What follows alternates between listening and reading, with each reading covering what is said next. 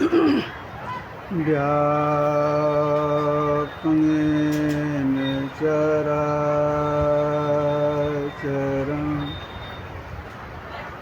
तत्पदं दर्शितं तस्मै श्रीगुरुवे नमः। नमो नमो सद्गुरु नमो जासम को परम पुरुष होते अधिक गावै संत सुजान। धन्य धन्य सतगुरु सुखदाय महिमा कही न जाय। जो कछु कहूँ तुमरी कृपा मोते कछु न बसाय।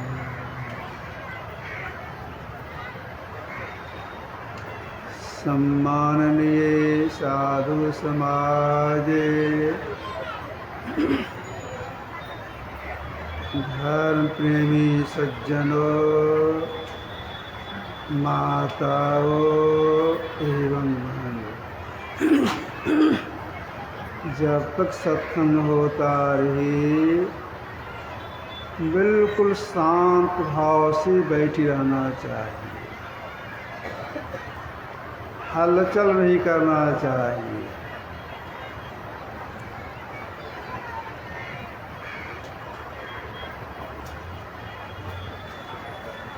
हलचल करने से सुनने वाले को बाधा होती है, कहने वाले को भी बाधा होती है, तो बाधा नहीं डालना चाहिए। देखिए, सुनाने के लिए इतना बड़ा पंडाल बना है, सुनाने के लिए माइक की व्यवस्था की गई है, लिफ्ट की व्यवस्था की गई है, भोजन की व्यवस्था की गई है, रहने की व्यवस्था की गई है। कितना खर्च हुआ? बहुत खर्च हुआ। अगर कोई शोरगुल करते हैं तो इस खर्च को बर्बाद कर रहे हैं, नुकसान कर रहे हैं। तो जब तक सत्संग होता है बिल्कुल शांत भाव से बैठना, हलचल नहीं करना चाहिए। अभी हम लोग ग्रंथ पाठ में सुन रहे थे, जितने ब्रह्म विचार में प्रवीण महापुरुष हो चुके हैं, जितना सदग्रंथ लिखा जा चुका है, सबका एक स्वर में यही कहना है, अनहोनी काम हो जाए, असंभव काम संभव हो, इसको मान लीजिए थोड़ी देर के लिए। जब तक इस भक्ति नहीं करेंगे, जीव का परम कल्याण नहीं होगा। जीव सुख पावे कई बार आया। तो हम लोग शरीर नहीं है, रहने वाला जीव है। याद रखिए, हम लोग जीव हैं। जैसे हम लोग कहते हैं यह कुर्ता मेरा है, मतलब कुर्ता हम पहने हैं, कुर्ता नहीं है। माँ बहनें कहती है यह साड़ी मेरी है, ये साड़ी पहनी है, साड़ी वे नहीं है। इसलिए हम लोग कहते हैं शरीर मेरा है, मतलब शरीर हम धारण किए हैं, हम शरीर नहीं हैं, हम जीव हैं। तब आप कहेंगे जीव किसे कहते हैं? अगर कोई करे शरीर कोई जीव का तो गलती हो जाएगी। जीव किसे कहती है? इस शरीर में जीव रहा था, हम लोग जीव है। जीव किसे कहती है? वनवास काल में भगवान श्री राम ने लक्ष्मण जी से कहा था, माया ईस न आप कहें, जान कहिए सो जीव। इसको मैं फिर दोहरा दूं, याद रखिएगा। माया ईस न आप कहें, जान कहिए सो जीव। जीव किसको कहते हैं? जो माया को, ईश्वर को और अपने आप को नहीं जानता है, उसको जीव कहते हैं। जो माया को नहीं जानता है, तो माया के दो रूप हैं, और दोनों रूपों को जीव पूरा पूरा नहीं जानता है। तब आप कहेंगे माया के कौन कौन दो रूप हैं?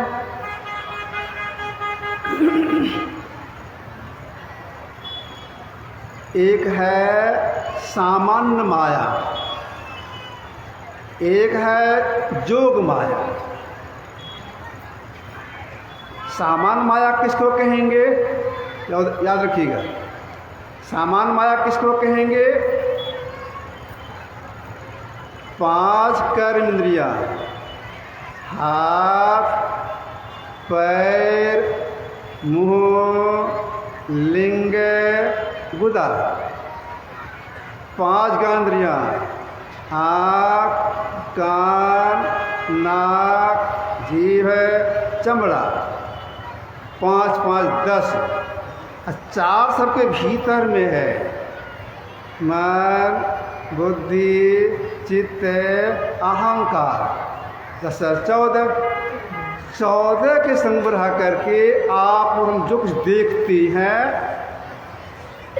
सुनते हैं, छूते हैं, चखते हैं, आस्वाद करते हैं, ये सब के सब हो गए सामान्य माया। तो सामान्य माया को पूरा पूरा जीव नहीं जानता है। जोग माया किसको कहते हैं?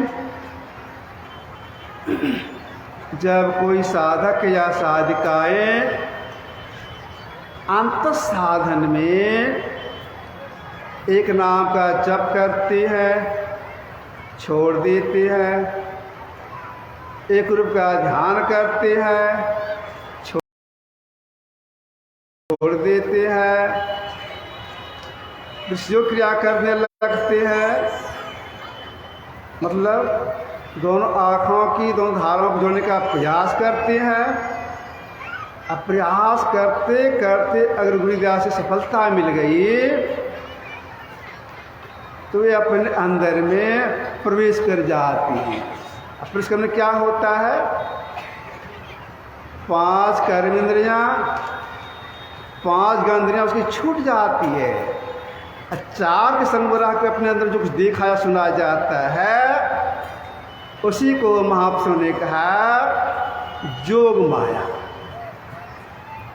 तो जीव समान माया को पूरा नहीं जानता है और जोग माया को भी नहीं जानता है।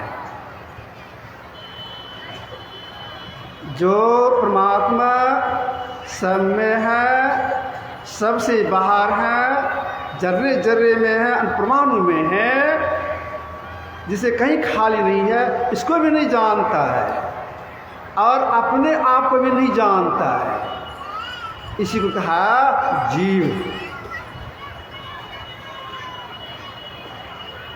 यह जीव सृष्टि काल से, मतलब जब से सृष्टि प्रारंभ हुई तब से अनेक प्रकार के शरीरों को धारण करते छोड़ते हुए आ रहा है। अनेकों शरीरों को शरीर धारण करने में और छोड़ने में जीव को ऐसा कष्ट होता है। अगर इन कष्टों से कोई बचना चाहती हैं, उन्हें क्या करने के लिए महापुरुषों ने कहा? उन्हें ईश्वर की भक्ति करने के लिए कहा। अगर इन कष्ट कोई बचना चाहते, एक ही उपाय है, ईश्वर की भक्ति, और कोई उपाय नहीं है। अब विचारना यह है, ईश्वर की भक्ति करने से हम जीव का परम कल्याण होगा, मतलब दुखों से हम छूट जाएंगे। जिनकी भक्ति करने से हम जीव दुखों से सदा के लिए छूट जाएंगे, अगर कोई उनकी सही सही भक्ति करना चाहती है, ईश्वर का सही स्वरूप क्या है वह जानना पड़ेगा, बुद्धि के द्वारा जानना पड़ेगा। ईश्वर के लिए कहा गया है व्यापक व्याप अखंड अनंता, अखिल अमोघ शक्ति भगवंता आदि। जिसमें घुसा जाए वह व्यापक, जो घुसे वह व्यापक। तो परमात्मा व्यापक भी है और व्यापक भी है, और दोनों से परे भी है। अनंत, उनका कोई अंत नहीं है, अखंड का खंड नहीं होता है। ऐसी की जो भक्ति करेंगे उस जीव का परम कल्याण होगा। अब विचारना, जो परमात्मा अनंत है, सबसे पहले के है, जर्रे जर्रे में है, अनुप्रमाण में है, सब जगह ओतप्रोत है, सही भक्ति कैसे की जाए जिससे हम जीव का परम कल्याण हो जाए? तुलसीदास जी महाराज उच्चकोट के संत हुए, इन्होंने थोड़े शब्दों में कहा है। क्या कहा इन्होंने? तीन अवस्था तजहु भजहु भगवंते। कैसा भगवंत, कैसा परमात्मा? मान क्रम अचन गोचर व्यापक व्याप अनंत। तीन अवस्था तजहु भजहु भगवंते, मान क्रम वचन अगोचर व्यापक व्याप अनंत। जो व्यापक व्याप अनंत परमात्मा है, अगर उनकी कोई सही भक्ति करना चाहती हैं, उन्हें क्या करना होगा? का तीन अवस्था तजहु, तब उनकी सही भक्ति होगी, अजीब का परम कल्याण होगा। विद्वान लोग इसका अर्थ इस तरह से कर दिए हैं तीन अवस्था का। बचपन की अवस्था, किशोरा अवस्था, जवानी अवस्था जब बीत जाए, वृद्धावस्था आ जाए, तब भगवान की भक्ति करनी चाहिए। यह अर्थ सटीक नहीं है। हम लोग देखते हैं जो अति वृद्ध हो जाते हैं, अपने से उठ भी नहीं सकती हैं, कोई सहारा दिए तो थोड़ा चल लेती है। तरह तरह का रोग, जो खाता भी वह भी नहीं पचता है। इसी हालत में भक्ति होगी उसे? नहीं होगी। तो यह अर्थ सटीक नहीं है। तब कौन सा अर्थ होना चाहिए? हम लोग इस शरीर में रहते हैं, हम लोग से मतलब जीव शरीर में रहते हैं, तीन जगह रहते हैं, तीन अवस्था में रहती हैं। और तीनों को छोड़ने के लिए महापुरुषों ने कहा, तीन जगह रहते हैं, तीन अवस्था में रहते हैं। जागृत अवस्था में दोनों भावों के बीच में, हम लोग कहाँ पर हैं? दोनों भावों के बीच में हैं। स्वप्नावस्था में कंठ में, सुषुप्ति अवस्था में यानी नींद की अवस्था में छाती में।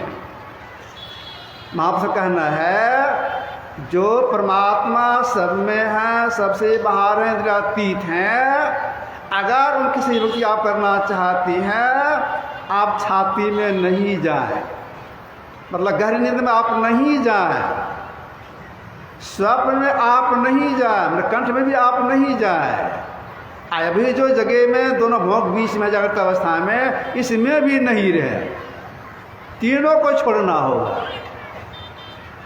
तो अभी तो हम जीव है दोनों भोग बीच में, इसको भी छोड़ने के लिए कहा जा रहा है।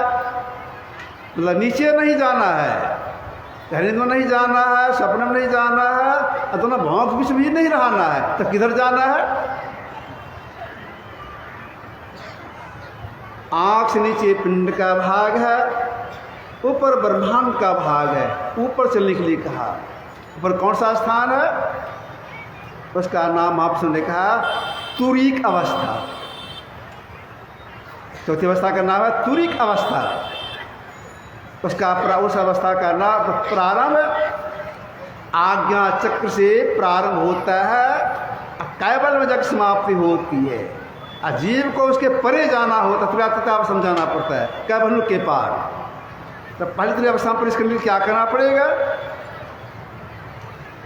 पिंड छोड़ी ब्रह्मांड चलाए। अक्षर पिंड का भाग है, वह ब्रह्मांड का भाग है। पिंड भाग को छोड़ना पड़ेगा, ब्रह्मांड चलना पड़ेगा। अब विचारना यह है, अभी तो दोनों भवों के बीच में है। आँख से नीचे पिंड का भाग है, ऊपर ब्रह्मांड का भाग है। नीचे चलना नहीं है, ऊपर चलना है। ऊपर चलने के लिए क्या करना पड़ेगा? अपने से होगा? अपने से यह काम नहीं होगा। ऊपर चलने के लिए जुक्ति सीखनी पड़ेगी। किसी महापुरुष के शरण में जा करके जुक्ति सीखनी पड़ेगी। अब ये जो सिखा दे उसको करना पड़ेगा, तब पिंड से ब्रह्मांड चढ़ाई होगी। तो महापुरुष क्या बताते हैं? महापुरुष बताते हैं ऊपर चढ़ाई करने के लिए कि सबसे पहले एकांत स्थान में बैठिए। स्थान पवित्र हो, समतल हो, ऊबड़ खाबड़ नहीं हो। अगर स्थान समतल है, ऊबड़ खाबड़ नहीं है, लेकिन वो अपवित्र है, अगर वहाँ बैठेंगे तो जब ध्यान करने में मन नहीं लगेगा, स्थान का प्रभाव पड़ता है।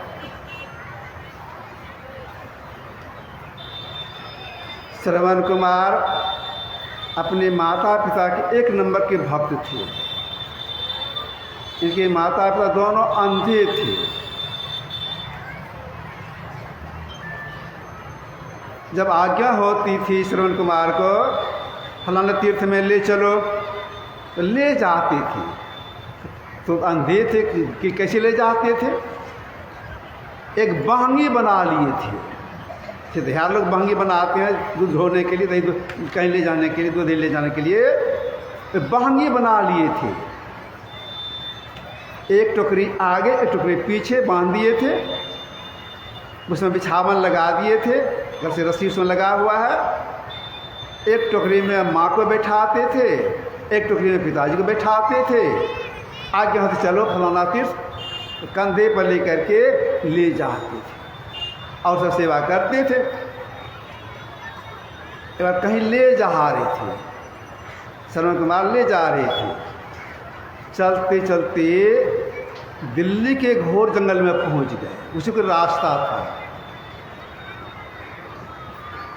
एकाएक श्रवण कुमार के मन में आया, मैं अपने जीवन को बर्बाद कर दिया। अगर मैं विरक्त हो जाता तो एक कुछ कोट के महापुरुष बन जाते। अगर हम गृहस्थ आश्रम में रह करके ही कुछ व्यापार करते और कुछ करते, धनाढ़ हो जाते, जो सुखी हो जाता। लेकिन मैं अंधों को धोने में जीवन को बर्बाद कर दिया। मन में यही बात है, अंधों को धोने में बर्बाद, जीवन को बर्बाद कर दिया। बांगी को रख दिए और अष्ट शब्दों में बोले, मैं आपकी सेवा नहीं करूँगा, मैं चलता हूँ। कि पिताजी बोले, बेटा लगता है घोर जंगल है, संस्कृत की आवाज़ आ रही है, देखो तुम्हारी सेवा सराहनीय है, लेकिन बेटा एक बात और सुन लो मेरा। कहिए क्या कहना है? कहना यही है, कम से कम जंगल पार कर दो, इसके बाद तुम हमारी सेवा नहीं करना, जहाँ मैं तहाँ चला जाऊँगा। तो जंगल को पार कर दो। अनुमस ढंग से महंगी कंधे पर लिए और थोड़ा सा आगे बढ़े, 4-5 आगे बढ़े, सदविचार मन में आ गए, महंगी को रखे और दोनों का चरण पकड़ कर रोने लग गए। पिताजी माताजी गलती हो गई, क्षमा कीजिए, मैंने कटु बात कह दिया, इसे बात नहीं करूँगा, क्षमा कीजिए। कि पिताजी ने कहा, सुनो, जहाँ तुम्हारे मन में भाव उत्पन्न हुआ सेवा नहीं करूँगा, वहाँ पर 2 राक्षस रहता था, 2 सहोदर भाई था, आपस में विवाद हुआ और दोनों लड़के वहाँ मरा है और जगह अपवित्र हो गया था। यही कारण है उस जगह अपना पैर पड़ा, मन में आगे हम इसकी सेवा नहीं करेंगे, चलो क्षमा है। अब देखिए अपवित्र जगह पर पैर पड़ने से मन में हम सेवा नहीं करेंगे, पर स्थान पवित्र होना चाहिए। तो बैठेंगे कैसे? पिंड से ब्रह्मचारी करने के लिए बैठेंगे कैसे? तो आज से लगभग 5,500 वर्ष पहले भगवान कृष्ण अर्जुन से कहा था कैसे बैठना है पिंड से ब्रह्मचारी करने के लिए। समंकाय शिरोगिरियम, मतलब शरीर को सीधा रख के बैठना होगा, पीठ का रीढ़, गर्दन और सिर एक सिंध रखना होगा। और ठीक यही बात इस कलिकाल में हम लोग गुरुदेव इस बात को बोली। क्या कही इन्होंने? धरगर मस्तक सीधी साधी आसन आसीना, बिल्कुल सीधा। सीधा बैठने से क्या होता है? सीधा बैठने से श्वास कम चलता है। आप स्वयं इसकी परीक्षा कर सकती हैं। सीधा बैठ जाएंगे, कमर, सिर, गला बिल्कुल सीधा, देखिएगा आपका श्वास कम चलेगा सीधा बैठने से।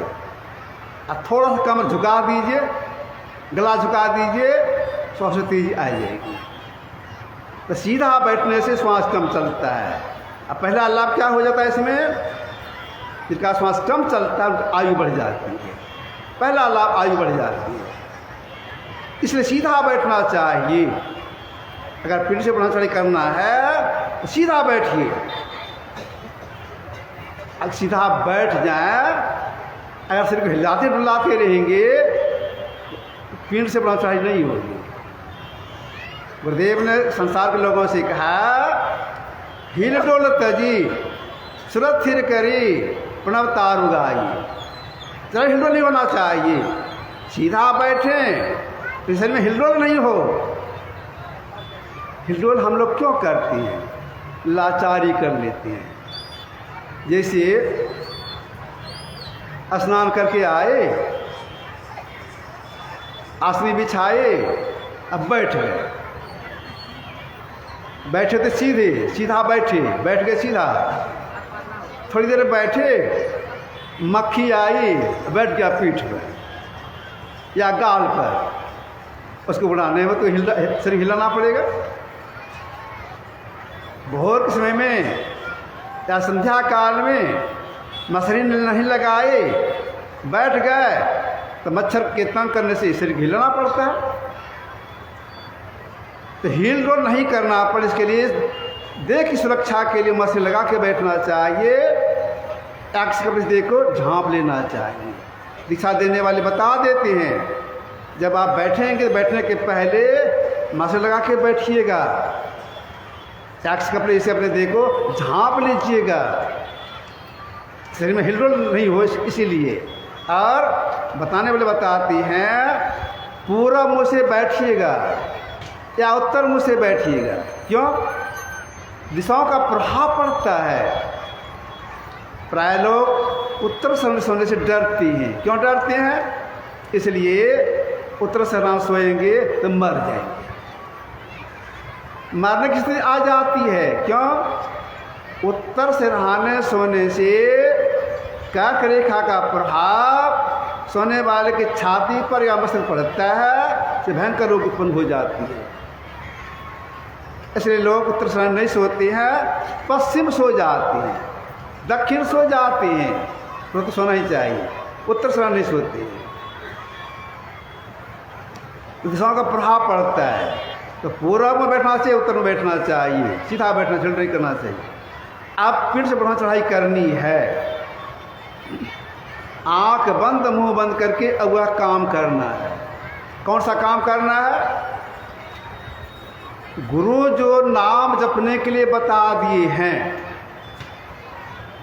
उस नाम को जपना है।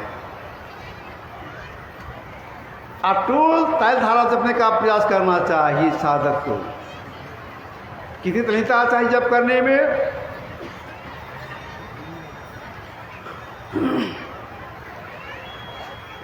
मनो मध्य स्थितो मंत्रो मंत्र मध्य मन मनोमत समायोगो जप इत ही धीयते। कृष्ण संगीता का श्लोक है। मन में मंत्र, मंत्र में मन का समायोग हो जाए, यही है तल्लीनता। जरा भी इधर उधर की बात नहीं सोचना है। आंख बंद करेंगे, मुंह को बंद करेंगे और जप करने का प्रयास करेंगे। अगर मन विषय चिंतन करने लग जाए तो यहाँ पर साधक को पुरुषार्थ करना पड़ता है। पुरुषार्थ यही, जैसे मन जप को छोड़ करके विषय चिंतन करने लग जाए तो तुम्हारा लौटा कर जप लगा देना चाहिए। यही पुरुषार्थ। पुरुषार्थ के पीछे पीछे भाग चलता है। तो साधक यहाँ पुरुषार्थ करना चाहिए। तो एक नाम का जप करने से कुछ सिमटाव होता है। इसके बाद और थोड़ा सिमटाव हो जाए, इसके लिए गुरु जिनका ध्यान करने के लिए बता दिए हैं उनके रूप का ध्यान करना चाहिए। लेकिन ध्यान करने में एक निष्ठता चाहिए। एक निष्ठता से मतलब यह हुआ ये जिनका ध्यान के लिए बता दिया गया है, एक रूप के अलावे और का रूप ख्याल में न आने पावे, एक निष्ठ है। जितने बड़े बड़े महापुरुष हो गए सब लोग यही बोले हैं, एक निष्ठ बनकर ध्यान अभ्यास कीजिए। कबीर साहब ने संसार के लोगों से कहा, गुरु से लगन कठिन है भाई, लगन लगे बिन कादर सर है जी प्रलय हो जाई। जैसे पपिया प्यासा बुंद का प्यार फलाई, प्यासे प्राण तलब दिल लाती और वीर न भाई। गुरु से लगन कठिन है भाई। पक्षी का उदाहरण देकर समझाया है। एक पपिया पक्षी होता है, वह पक्षी कितना टिकी होता है, नदी का पानी वह नहीं पीता है। पानी पिएंगे तड़पता है, पानी पीता नहीं है। गंगा किनारे चला गया, पानी पिएंगे प्यास तड़पता है, लेकिन पानी वह नहीं पीता है। जहाँ से गंगा निकली है, कहाँ से निकली? गंगोत्री से। वहाँ का पानी अति पवित्र है। पहाड़ चोटी से निकलता है, ऊपर से निकलता है पानी, अति पवित्र है। अगर वह वहाँ पहुँच गया, पानी पिएंगे रटता है, तड़पता है, वह पानी नहीं पीता है। बेहोशी आ गई, पानी में गिर गया, अपने चोंच को बंद कर लेता है। प्यासा मर जाता है, वह पानी नहीं पीता है। तो कौन सा पानी पीता है? जब कभी स्वात नक्षत्र में मेघ लगता है, वह पक्षी कहीं टीले पर किसी स्थान में चितलेट जाता है, मेघ के टक से देखते रहता है, चोंच को खोल देता है। अगर परमात्मा की दया से एक बूंद पानी के मुँह में चला जाता है, वही पानी पीकर सालों रह जाता है। ठीक ऐसे साधक को चाहिए एक पर ख्याल लगा के रखें, और पर ख्याल नहीं है, चला जाता से हटा करके लगा के रखें। इतना प्रेम चाहिए। गुरुदेव अपनी वाणी में कहे हैं, गुरु हरि चरण में प्रीत जो क्या करे, आकाश की दृष्टि हो जंजाल क्या करे। बाबा लोग ऐसा भी कहती हैं, बाबा हम तो जंजाल में हैं, बाल बच्चेदार हैं, खेती गृहस्थी है, व्यापार है, कैसे मानस धन होगा। तो बोले घबराओ नहीं, तुमसे मानस धन हो सकता है, लेकिन अपने कैसा बनाना होगा, कछुई की दृष्टि, तब हो जाएगा। गृहस्थाश्रम में भी ऐसा हो जाता है, मानस धन लोग कर लेते हैं, वो कर लेते हैं, कछुई की दृष्टि। अब कछुई दृष्टि क्या हो गई भाई? जल में रहने वाली मछली भी होती है, सांस घड़ियाल भी होता है। जब मछली को अंडा देना होता है, वह पानी में अंडा देती है। सांस घड़ियाल पानी में अंडा देता है। अगर कछुई को अंडा देना है तो पानी में अंडा नहीं देती है, पानी से निकल जाती है, बालू पर चली जाती, सूखी जमीन पर चली जाती है, अंडा देती है, अंडा को देखती है, देख लेती है, और देख करके वहाँ बैठती नहीं है, आ जाते पानी में। अब पानी में वो सब दूर चले जाते चारा करने के लिए। अब दूर चले जाने पर भी तो ख्याल से अंडे को देख, मेरा अंडा ऐसा है, उधर ख्याल से देख रही है, मेरा अंडा ऐसा है, कुछ दूर है, इधर अंडा पुष्ट होता है, उसमें बच्चा होता है, बच्चा निकलता है, पानी में जाता है। अगर उसकी माँ कछुई पूर्व दिशा में है, 1000 कोस की दूरी पर है, कछुई का बच्चा पूर्व दिशा चलता है, और चलते चलते अपनी माँ के पास पहुँच जाता है। तब माँ देखती है, मेरा बच्चा आ गया। जागरू बसे बनारसी, सी समुंदर तीर, एक पल विसरे नहीं जो गुण शरीर। जो साधक कछुई की दृष्टि बना के रखेंगे, उठते बैठते चलते हमेशा अपने इसके चेहरे को याद करते हुए ऐसे हैं, तो एक दिन ऐसी स्थिति आ जाएगी, अपने रूप उनको देख लेंगे, मानस सब ठीक नहीं बन जाएगा। देखिए मानस ध्यान 2 पार्ट है। मानस के 2 पार्ट क्या हो गए भाई? एक है आस्थूल मानस ध्यान, और दूसरा है सूक्ष्म मानस ध्यान। तो हम क्या स्थूल मानस ध्यान किसको कहेंगे, और सूक्ष्म मानस ध्यान किसको कहेंगे? जरा गौर से सुनिएगा। जिनका ध्यान अभी कर रही हैं, अगर वे शरीर हैं तो उनको देखे हैं, या उनके तस्वीर को देख रहे हैं। आज बहुत लोग मूर्ति बना लेते हैं, तो उसकी तस्वीर देख रहे हैं, आँख बंद कर ख्याल करते हैं, फोटो को या प्रत्यक्ष जो जिनका ध्यान करते हुए हंस शरीर है, आँख खोल के देखते हैं, आँख को बंद करके उनको ख्याल करते हैं। ये हो गया आस्थूल मानस ध्यान। अगर कोई साधक साधना करते करते अपनी दृश्य धाराओं को सटा लेते हैं थोड़ा सा, और सटाने में जो अनुभूति होती है, यानी जो कुछ देखते हैं उसका अगर ख्याल करते हैं, मैंने देखा है, यहाँ पर देखा है, यह चीज़ देखा है। मान लीजिए साधक साधना काल में देख लिए एक तारा को, अपना तारा दिखाई पड़ता है, एक तारा को देख लिए, ख्याल करेंगे हम एक तारा देखे हैं, वो ऐसा है, वो ऐसा है, ख्याल करेंगे तो ख्याल करते करते वो आप अपने तरफ एक तरह दिखने लगता है। या ये सूक्ष्म मानस ध्यान। सूक्ष्म मानस ध्यान करने का स्थूल मानस ध्यान नहीं करना पड़ता है। तो मानस ध्यान अगर कोई ठीक से कर लेंगे तब शक्ति आ जाएगी वह साधन विशेष करने की, जिसे कि पिंड से ब्रह्म चढ़ाई होती है।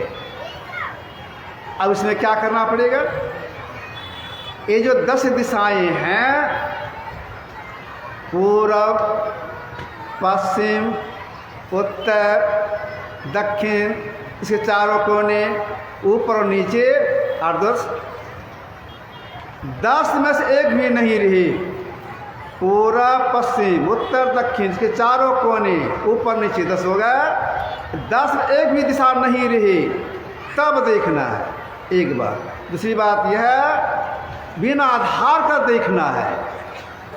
कितनी समस्या आ गई। 10 दिशा में एक दिशा भी नहीं देख, एक दिशा नहीं रहे, बिना आधार का देखना अंधकार में। कैसे यह काम कैसे होगा? तो गुरु बताते हैं ऐसी कला बता देखने का जिसमें 10 दिशा में एक दिशा नहीं रहती है, बिना आधार टिक जाती है। 10 दिशा में एक दिशा नहीं रहती है, बिना आधार टिक जाती है। यही समझ ब्रह्म दीक्षा।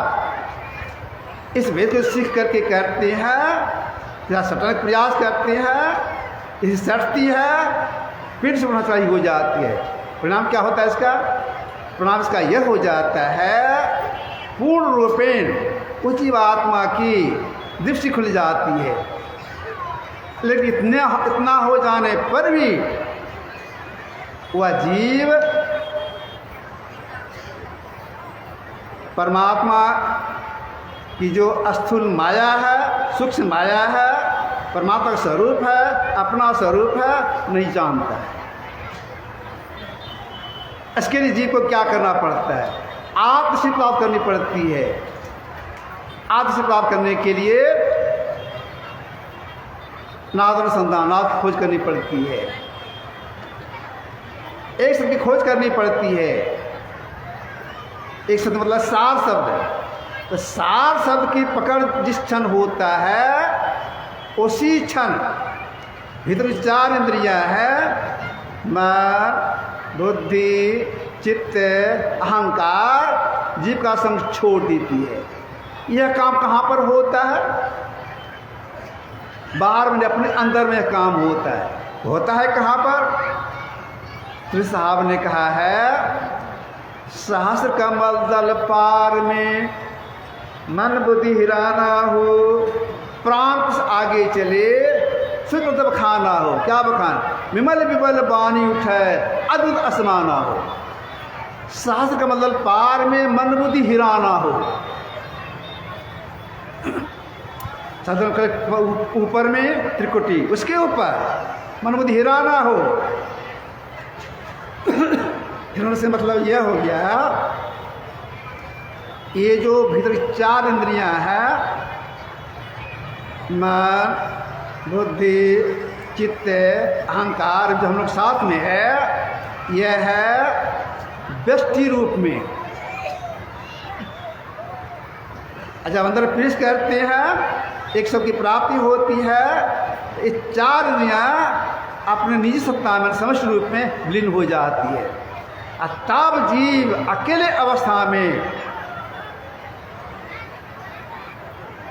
सब ज्ञान प्राप्त कर लेता है। माया का पहचान, ईश्वर का पहचान, अपना सब पहचान उसका हो जाता है। तो आदृष्टि खुल गई। यह आत्मदृष्टि प्राप्त कैसे हो, इसी की जानकारी लिए सत्संग रखा गया है। सब लोग ध्यानाभ्यास भी करते हैं।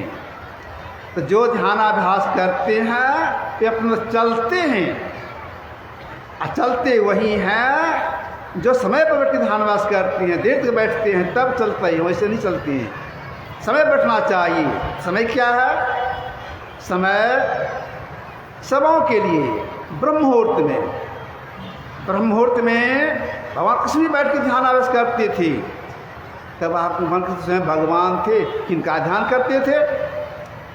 तो भगवान कृष्ण अपने आप स्वरूप का ध्यान करते थे।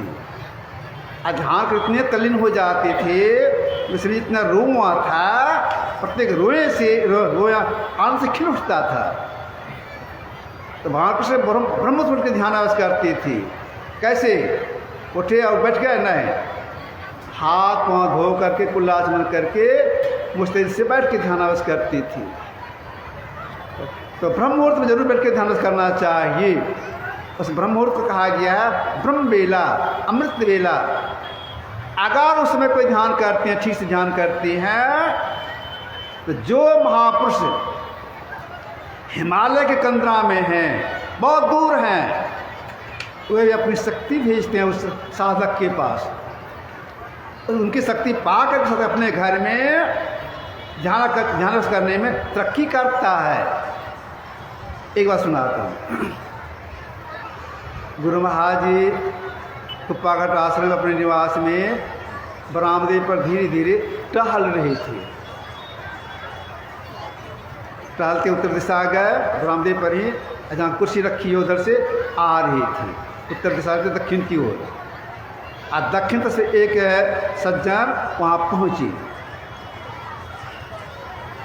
पहले झुक के प्रणाम किए, इसके बाद खड़े हो गए, हाथ जोड़ते कहती हैं, गुरु महाराज से प्रार्थना करती हैं, हुजूर, थोड़ा हुजूर बोलती थी सब लोग, हुजूर, इसे बोले हुजूर। मैं खड़े उनको देखने लग गए, उनके चेहरा को देखने लग गए। कोई व्यक्ति हाथ जोड़ते कहती हैं, हुजूर, ध्यान करने के लिए दया, ध्यान करने में तरक्की हो तो दया की जाए। गुरु महाराज उनके चेहरे को देखते बोले कि सुनो जी, मेरी दया तुम्हारे पास जाती है, तुम सोए रहते हो, लौट आती है। ये व्यक्ति बोल में ध्यान नहीं करती थी। अब देखिए गुरु कितनी दया होती है। जब हम लोग तो ध्यान करते हैं, उनके पास अपनी दया भेजते हैं, जो सोए रहते हैं दया से वंचित हो जाते हैं। इसे तीनों भोर में जरूर बैठना चाहिए और मुस्तैद होकर के बैठना चाहिए। इसके बाद दिन में स्नान करने के बाद तुरंत बैठना चाहिए। क्यों? स्नान करने से मस्त ठंडा हो जाता है। इनका स्नान करके आए, गपशप करने लग गए और काम करने लग गए, फुर्सत मिला तब बैठे, ऐसा नहीं करना चाहिए। स्नान करके आए, जितना समय मिला बैठ के पहले जब स्नान कर लेना, उसके बाद और काम करना चाहिए। इसके बाद दिन की समाप्ति, रात का शुरुआत, ये जो संधि वेला है, इसमें जरूर बैठ के ध्यान करना चाहिए। ऐसे तो महाभारत में है कि गौधूली वेला में ध्यानाभ्यास करने के लिए। गौधूली वेला किसको बोलती हैं? जब गाय वन से चर करके घर की ओर लौटती है, धूल उड़ता है, उसको कहा गौधूली वेला। तो गृहस्थ आश्रम में है या साधु बाबा है, उसमें कोई काम रहता है, सत्संग करती हैं, कहीं जा रहे हैं, गृहस्थ आश्रम में कोई काम में लगे हुए हैं, कैसे बैठेंगे? तमाम सरकार नहीं। जब सूर्य अस्त हो जाए तब पैर हाथ और कुलस्मरण करके बैठ के ध्यान करना चाहिए। गुरुदेव अति वृद्ध हो गए थे, आप चल फिर नहीं सकते थे। व्हीलचेयर में मैं बैठाता था। जब संध्या टहल के आते थे, संध्या काल में कुल्लाचमन करते थे, पलथी मार के तो बैठ नहीं सकते थे, उनको घुटना में कुछ कष्ट हो गया था, तो पैर लटका के बैठते थे, पलंग पर या व्हीलचेयर पर या कुर्सी पर पलंग पैर रख के लटका के बैठते थे। तो पैर लटका के बैठते थे, इसके बाद आँख बंद करके, मुंह को बंद करके ध्यान करते थे। अब देखिए अति वृद्धावस्था में गुरुदेव पैर कुल्लाचमन करके ध्यानाभ्यास करते थे। तो हम लोगों को भी संध्या काल में ध्यानाभ्यास करना चाहिए। संध्या काल में उस काम का निषेध बताया गया है, महापुरुष निषेध किए हैं। कौन कौन काम नहीं करने के लिए कहा? सबसे पहले संध्या काल में सूर्य समय अस्त हो रहा हो, उस समय भोजन नहीं करना चाहिए। संध्या काल में भोजन नहीं करना चाहिए। आपको ऐसा प्रचलन चल गया है अपने संत मत में, संध्या काल का समय अभी का सत्संग समाप्त होगा, तो गृहपति किसी कहावत या स्वयं कहती हैं महाप्रसाद तैयार है, भोजन करके जाइएगा, ये तो बर्बाद हो जाएगा। संध्या काल भोजन करा देती हैं। जरा विचार कीजिए, संध्या काल अगर भोजन करेंगे तो ध्यान करने की रुचि रहेगी? नहीं रहेगी, समाप्त हो जाएगी। अगर कोई 500 आदमी भोजन किए, 200 आदमी भोजन किए, 100 आदमी भोजन किए, 100 आदमी की चित्रवृत्ति बिखर गई। आप विचार कीजिए, जो भोजन कराए पाप का संचय किए, पुण्य का संचय किए, 100 आदमी पृथ्वी बिगाड़ दिए, चित्रवृत्ति बिखार दिए। इस संध्या काल में भोजन नहीं करना चाहिए, अनुष्ठान करने के निवेदन करना चाहिए। एक जब मैं गया था सत्संग करने, आरती हुई, वहाँ से हम चल दिए, बासीगढ़ चले, तब गृहपति ऐलान करवाए भोजन तैयार है, सब लोग भोजन कर लीजिए। लोग कुछ बात उनकी बात मान लिए, कुछ सत्संगी लोग बैठ के भोजन किए। जहाँ मेरा वासा था, तो रात्रि भोजन के बाद मैं ब्रह्मदेव पर टहल रहा था। 2 माई आई, प्रणाम करने ख्याल से आई, और लोग थे। तो मैंने उससे पूछा कि ध्यान किए? तो चुप हो गए। क्या क्यों नहीं किए? तो नहीं किए। मैंने कहा भोजन किए? हाँ भोजन तो कर लिए। तो भोजन कहाँ किए? वहाँ सत्संग में गए थे ना, वहीं भोजन कर लिए, तो ध्यान नहीं किए। क्या क्यों? ध्यान करने का मन ही नहीं हुआ। अब भोजन कर लिए, ध्यान करने का मन खत्म हो गया, कितना गड़बड़ हो गया। तो संध्या काल भोजन नहीं करना चाहिए, न करने किसी को निपीड़न देना चाहिए। इसके बाद संध्या काल में सूर्यास्त के समय में सोना नहीं चाहिए, अध्ययन नहीं करना चाहिए, मैथुन नहीं करना चाहिए। तब क्या करना चाहिए? तो बैठ के ध्यानाभ्यास करना चाहिए, तो संध्या काल में ध्यानाभ्यास करना चाहिए। इसके बाद सोने के पूर्व जिस बिछौने पर सोना है, थोड़ा सा 2 मिनट बैठ करके या लेटे लेटे ही सही, जब ध्यान करते सोना चाहिए। क्यों? इससे बुरा सपने होता है।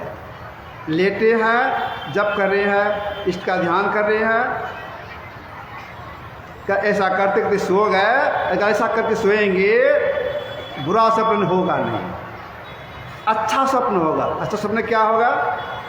सत्संग कर रहे हैं, साधु महात्मा का दर्शन कर रहे हैं, गुरु का दर्शन कर रहे हैं, ये अच्छा सब स्वप्न होगा। देखिए स्वप्न में महात्माओं का दर्शन